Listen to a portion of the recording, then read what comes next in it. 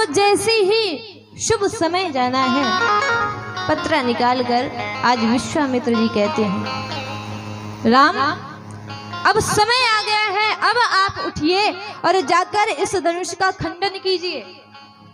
ये नहीं कहा इस धनुष को तोड़ दो, क्योंकि मर्यादा क्या कहती है, केवल इस धनुष का खंडन इसलिए नहीं करना है कि जानकी से विवाह हो जाए, बल्कि इसलिए कि खंडन किसका करना है, जनक जी के संताप को मिटाना है। जो इनका दुख है वो दूर करो। भगवान प्रसन्न होकर आज चले हैं, ना ज्यादा हर्ष है ना अधिक दुख है, वैसे ही साधारणता चल रहे हैं। अब विचार कर रहे हैं अनेक राजा, ये धनुष उठाने जाएंगे। अरे हम इतने बड़े राजा, इतनी ताकत, और हमसे नहीं उठा और ये जा रहे हैं। देखिए, अगर सफल होना है तो पहले उपहास हमें सहन करना पड़ेगा। पहले संसार आपका उपहास करेगी, फिर जब थोड़े से आप सफल होने लग जाएंगे तो क्या होगा, विरोध होगा आपका।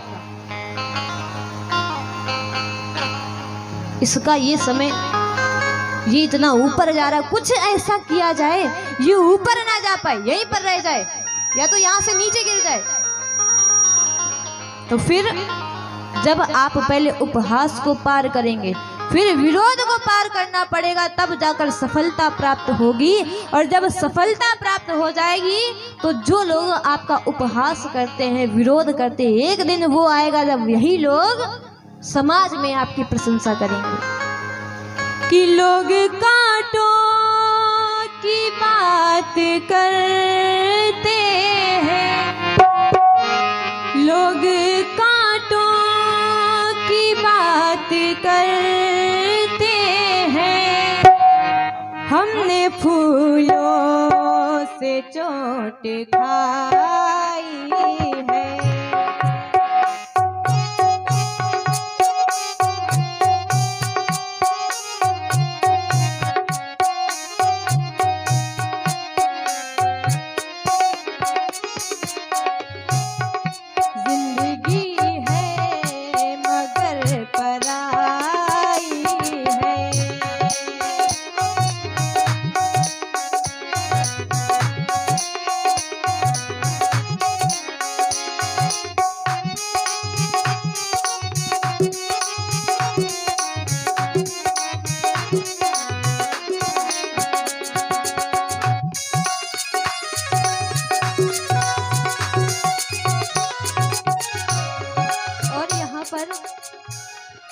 दुनिया वाले तो बुरा कहते हैं, दुनिया वाले तो बुरा कहते हैं, तुम भी कह लो तो क्या बुराई है, तुम भी कह लो तो क्या बुराई है, जिंदगी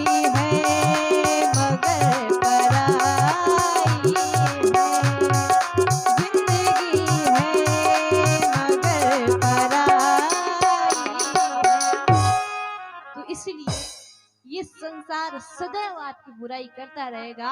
इसीलिए यदि आपने अपने जीवन में इन बुराइयों को नजरअंदाज करना सीख लिया तो फिर आपको सफल होने से कोई रोक नहीं सकता। और वैसे भी ये अच्छी बात है, जो बुराई करते वही आपको आगे बढ़ाने वाले होते हैं। तो एक बार सभी लोग प्रेम से बोलो, बोले रामचंद्र भगवान की।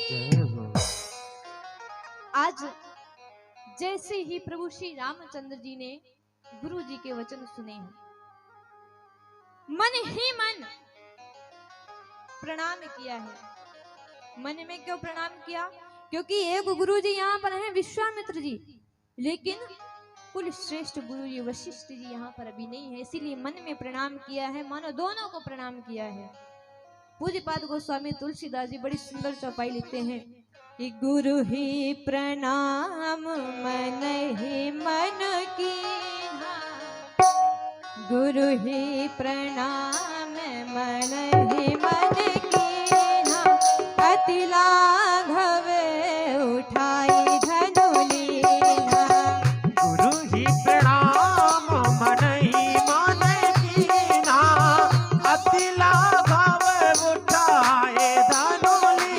ना लेत चढ़ावत खेचत गाड़े,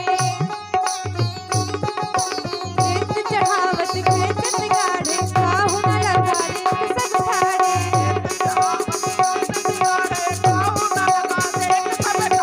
एहि तन राम मध्य धनु तोरा, हरि भुवन धनि घोर कठोरा।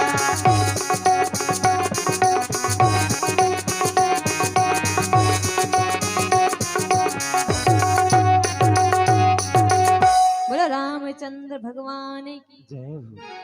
आज तो मन ही मन गुरु जी को प्रणाम करके भगवान पहुंच गए जहां पर वो धनुष रखा हुआ था। उस धनुष को भी प्रणाम किया। अन्य राजा गए तो प्रणाम तो दूर, सीधा उठाने लग गए।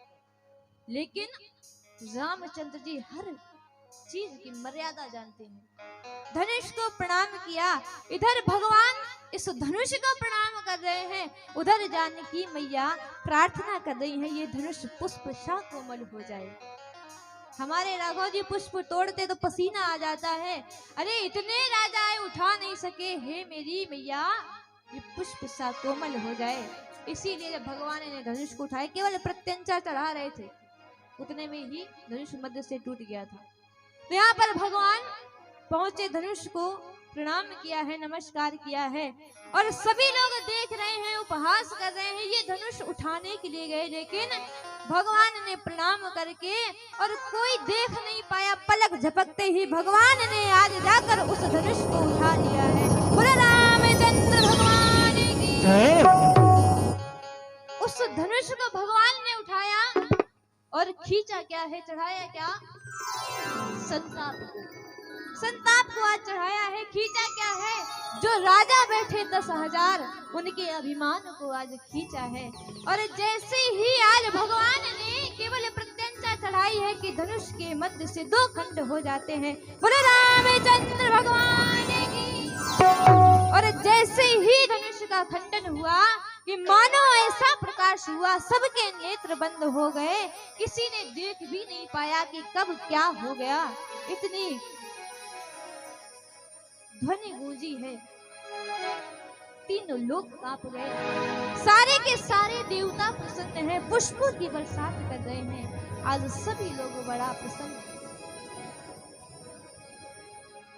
जानकी जी को बुलाया गया, तो हमारी झांकी भी अगर तैयार हो, प्रभु श्री रामचंद्र जी और हमारी मैया जानकी जी, तो वो भी आ जाएं, क्योंकि वरमाला का समय आ रहा है। बोले रामचंद्र भगवान की जय हो। तो यहाँ पर शतानंद जी ने जानकी मैया को बुलाने के लिए सखियों को भेजा। अभी तक जानकी जी ने भगवान का दर्शन दूर से किया था, पुष्प वाटिका में भी दूर से ही दर्शन किया था, लेकिन अब कि जाए समीप राम छवि देखी, अब जाकर समीप में प्रभु की छवि को विलोकती है मैया। समीप में जाकर अब दर्शन कर रही हैं, जयमाल लेकर गई हैं धीरे धीरे। अब प्रभु श्री रामचंद्र जी क्या करते हैं, तन कर खड़े। सखियां कहती हैं हमारी सखी छोटी है, तो इसलिए आप थोड़ा सा झुक जाइए।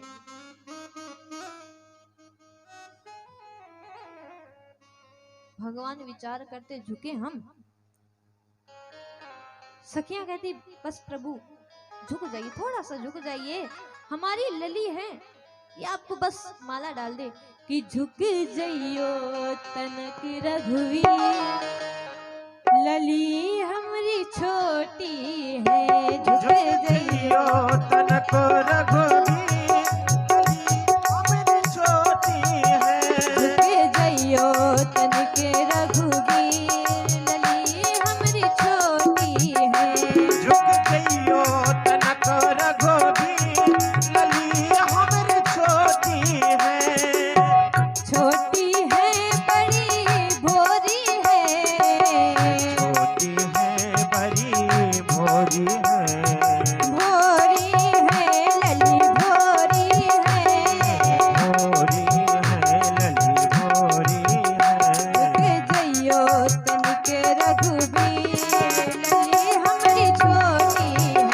झुके कहियो तनक रघुबीर लली हमरी छोटी है।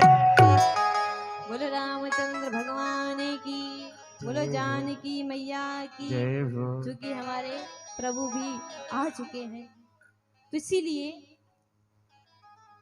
सखियां बार बार कह रही हैं प्रभु थोड़ा सा झुक जाइए, हमारी लली वरमाला डाल दें आपके।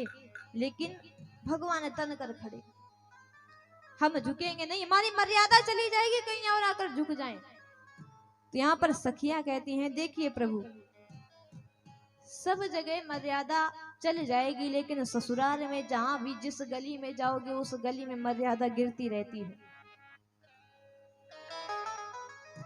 बोलो रामचंद्र भगवान की। जय हो। तो आज वही समय आ गया जब जानकी मैया माला लेकर खड़ी है, लेकिन प्रभु श्री रामचंद्र जी झुकते नहीं हैं। लक्ष्मण जी से कहती हैं अरे आप ही कुछ करिए,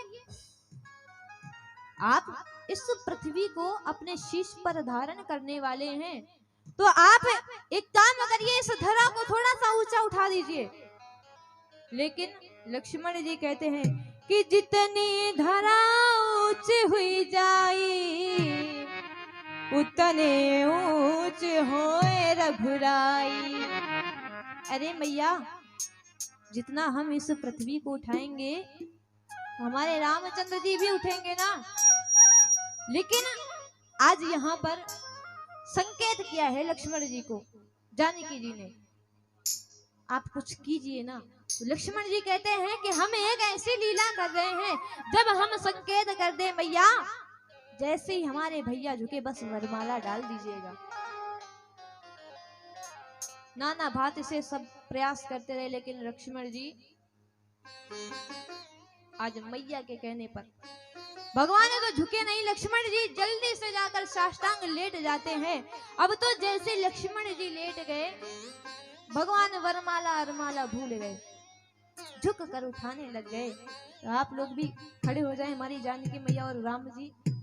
और जो भक्त भगवान पुरुषोत्तम श्री राम और जानकी जी के विवाह की वस्तुएं लाई हूँ या सुहाग का सामान लाई हूँ। अभी रुक जाइए, हम बता देंगे।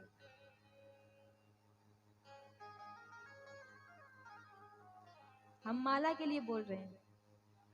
हरि ओम।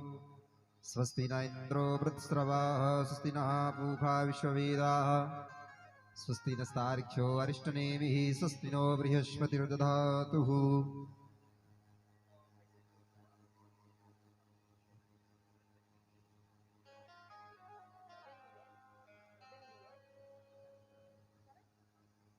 बोलो रामचंद्र भगवान की जय हो। कि धनुष तोड़ा शिव का श्री राम जी ने, जनक नंदिनी मन में हर्षा गई है। विधाता मेरी पूर्ण की कामनाएं, खुशी की सुहानी घड़ी आ